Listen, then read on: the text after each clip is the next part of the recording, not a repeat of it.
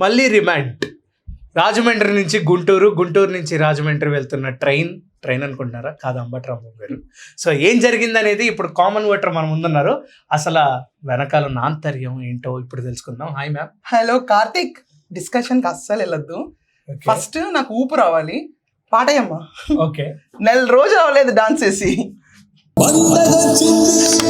సంక్రాంతి పండగొచ్చింది, ప్రతి ఇంటి గడపకి వెలుగు తెచ్చింది, కూటమొచ్చింది, దగాదారు కూటమొచ్చింది, జన జీవితాల్లో చీకటి నింపింది.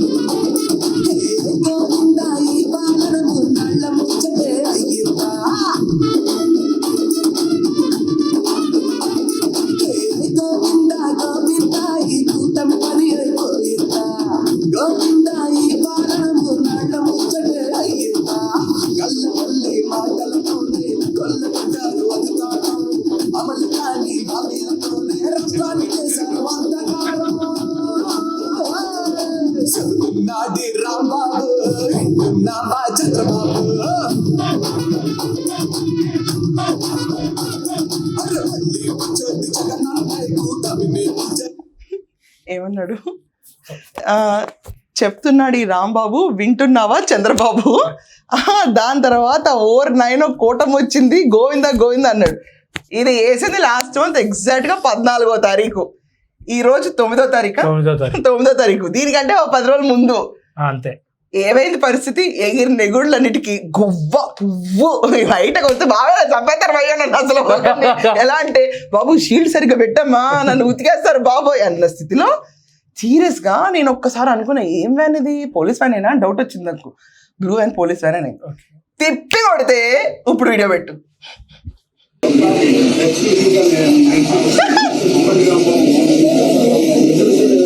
నమస్కారం అంట.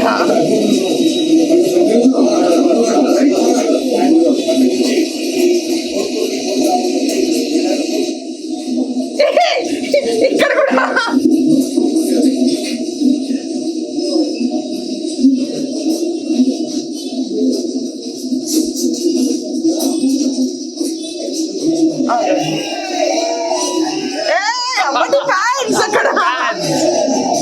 ఇప్పుడు చూడు, ఇక్కడ ఒక్కసారి చూడు, పువ్వును ఎలా కాపాడుతున్నారో చూడు. అది పువ్వు కాపాడడం మొదలైపోయింది. చూడు, బెటాలియన్ వేసుకొచ్చిన అంబటి. సో ఇప్పుడు నాకు ఒక మాట అయితే అనాలనిపిస్తుంది. మీరు చెప్పండి. అది ఎగ్జైట్మెంట్ అప్పుడు ఇప్పుడు బిఫోర్ ఆఫ్టర్ ఉంటది కదా, పువ్వు పరిస్థితి ఇది. ఇప్పుడు ఏంటంటే పువ్వును కాపాడడానికి అసలు నిజంగా బయట అంబటి రెక్లెస్ గా నేను మళ్ళీ తిరిగేస్తానని అనుకో, ఎవరెక్కడ కొడతారో. ఇప్పుడు చంద్రబాబు నాయుడు గారికి కోట్లలో అభిమానులు ఉంటారు. వరల్డ్ వైడ్ ఆయనకి అసలు క్రేజ్ ఉండదు. పిచ్చి కారు కూతలు కోసి పారిపోయాడు. కాపాడలేక పోలీస్ స్టేషన్ లో ఉంటమే అంబటికి మంచిది. బయటకు వస్తే ఏంటంటే పడద్దు, వచ్చే సంక్రాంతికి ఎగురుతాడో ఎగరడో, ఎగిరిన తిప్పి కొడితే నోటి దోల వల్ల కరెక్ట్ గా 15 రోజులకి చంద్రబాబు నాయుడు అభిమానులు చెప్పిన బుద్ధి అంబటి రాంబాబుకి. ఇది పరిస్థితి. ఏంటి చెప్తున్నాడు రాంబాబు, వినుకో చంద్రబాబు. ఏమైంది ఈరోజు పరిస్థితి? ఇది బొక్కవరల పాటలు, బుడబొక్కల పాటలని రాసి పాడితే ఇలా ఉంటది గది. అయ్యా నమస్కారం, అంతా సహజంగానే జరిగిందా లోపల అన్నట్టు కాదు, లోపల మర్యాదన్నీ బాగా జరుగుతున్నాయా లేదా ఇలాంటివి అడగాలి. అక్కడ యాక్చువల్లీ చూస్తుంటే బాగానే ఉన్నాడు, ఏం అవ్వాల అంబటికి. గెడ్డం బాగానే ఉంది, మనిషి బాగానే ఉన్నాడు, కాపు కులాన్ని భుజం మీద వేసి తిరుగుతున్నాడు జగన్మోహన్ రెడ్డి చెప్పినట్టు. ఇప్పుడు ఆ కాపు వాళ్ళు మాత్రం ఎవరితోని హీరోగా యాక్సెప్ట్ చేయట్లా. సో అంబటి రాంబాబుకి ఏమైంది, 14 రోజులు రిమైండ్ విధించారు ముందు. ఈ రోజు గుంటూరు కోర్టుకు తీసుకొచ్చారు. మళ్ళీ తీసుకొచ్చిన తర్వాత మెడికల్ కాలేజీలు పీపీపీ అని ప్రైవేటైజేషన్ అడ్డుకుంటా అప్పుడు చేసిన రవస రక్కసు గోల అంబటి రాంబాబు పెద్ద గోల చేసాడు. ఆ గోల దెబ్బకి ఆ పీటీ వారెంట్ ఇప్పుడు ఇష్యూ అయింది. ఓకే, కోర్టు అనుకున్నారు ఫస్ట్ విచారణ చేయాలి కదా, పీటీ వారెంట్ వచ్చింది, మళ్ళీ 14 రోజులు పువ్వుని రిమైండ్కి ఇవ్వాలంటే కష్టం కదా అని చెప్తే ఇచ్చాను అని చెప్పి 22 దాకా రిమైండ్ పెరిగిపోయింది. ఇదంతా కాకుండా అంబటి రాంబాబు పైన 44 కేసులు పడినాయి అని బయట ఉంది టాక్. 44 కేసులు. ఇప్పుడైతే 14+14 28 రోజులు, క్వార్టర్ సెంచరీ ఖాతాం అయిపోయింది. Quarter century. మనం హాఫ్ సెంచరీ టార్గెట్ నెక్స్ట్ ఉంటుంది జనాలందరికీ. ఏంటి పోసాని వెళ్తే అలా కొట్టుకుంటూ వెళ్ళాడు, వల్లభనేని వంశీ వెళ్తే సెంచరీ దాటి వెళ్ళిపోయాడు. So Ambati Rambabu arrest mayor అని చెప్పి అడిగితే ఏమైంది, లోపలేసి అరెస్ట్ చేశారు. పోనీ బయటకు వచ్చి హాయిగా తిరుగుదామన్నా కూడా స్వతంత్రం ఉండదు. ఇంత బ్యారిగేట్ అయితే షీల్డ్ పెట్టి బయట మామూలుగా వైకాపా వాళ్ళు నడిపిస్తారా? సో గోవిందా అదే కూటమి పని అయిపోయిందా అన్నారు.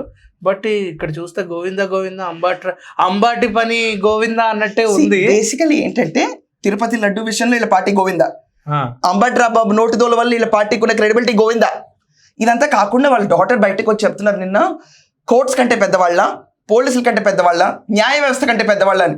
మరి ఈరోజు అంబటి రాంబాబు 14 రోజులు రిమైండ్ పొడిగించిన తర్వాత మాట్లాడే వాళ్ళందరూ కోర్ట్స్ కంటే పెద్దవాళ్ళ? సీఎం అయినా పిఎం అయినా కోర్ట్స్ కంటే పెద్దవాళ్ళ అని చెప్పి ఆవిడ పెద్ద బాధపడిపోయి ప్రెస్ మీట్ ఇచ్చింది ఆవిడ.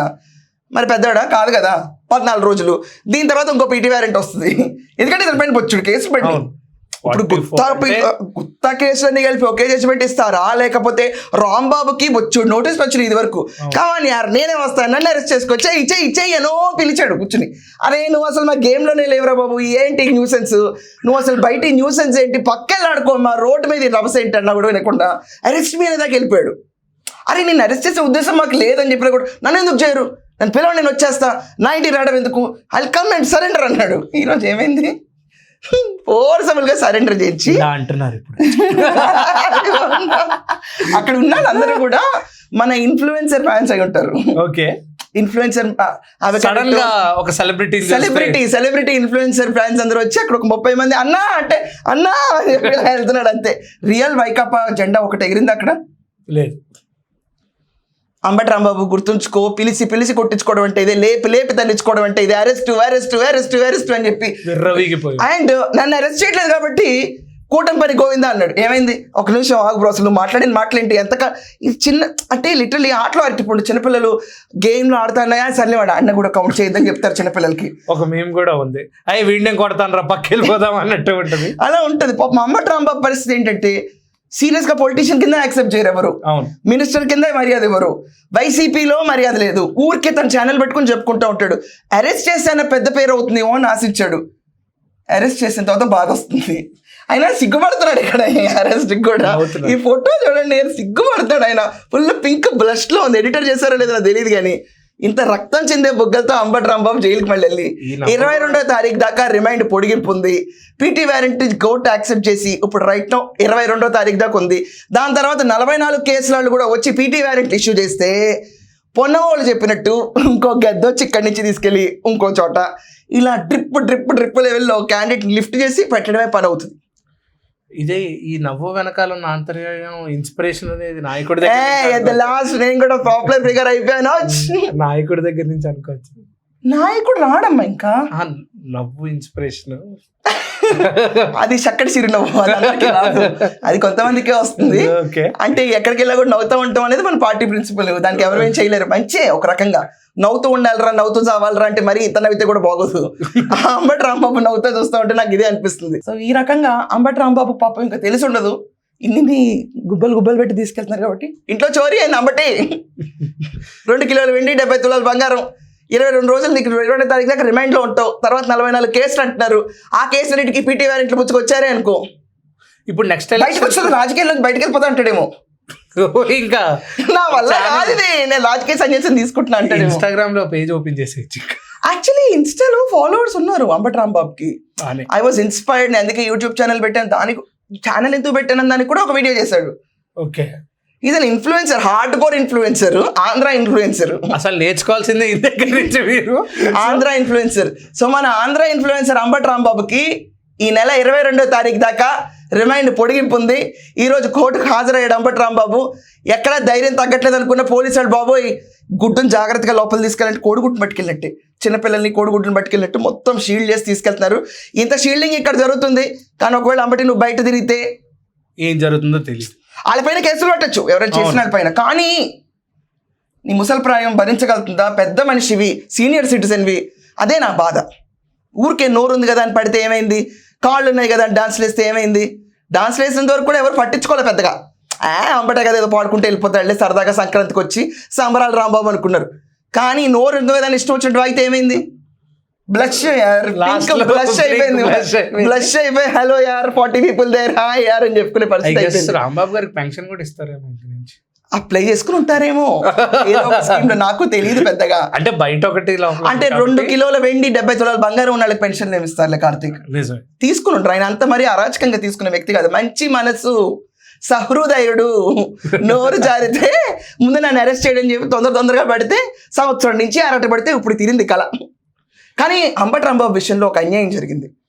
వల్లభనేని వంశీని జైల్లో పెట్టినా లేకపోతే పోసాన్ని పెట్టినా అంబటి అక్కడికి తెల్లచొక్కేసి వెళ్ళిపోయేవాడు.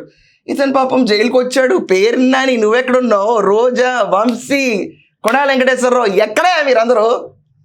మీ వాడు సపోర్ట్ రావద్దు పాపం. ఎంతమందికి వచ్చి భుజాలు తొప్పి తడివి మీకోసం వీడియోలు చేసేవాడు, పోరాడేవాడు, ఛానల్ అంకితం చేసాడు మీ అందరి కోసం. ఎన్నిసార్లు పోలీసులేనా మీరు రారా? వదిలేశారు ఇంకా. సో అండర్లైన్ అండి, 22వ తారీఖు దాకా అంబటి నో కమింగ్ అవుట్. తర్వాత ఇంకా మళ్ళీ కేసులు బండి అనుకోండి. అది చూసారు కదా. సో రిమాండ్ అనేది ఎంత ఫన్నీగా ఉంటుందని నేను ఎప్పుడు ఎక్స్పెక్ట్ చేయలేదు.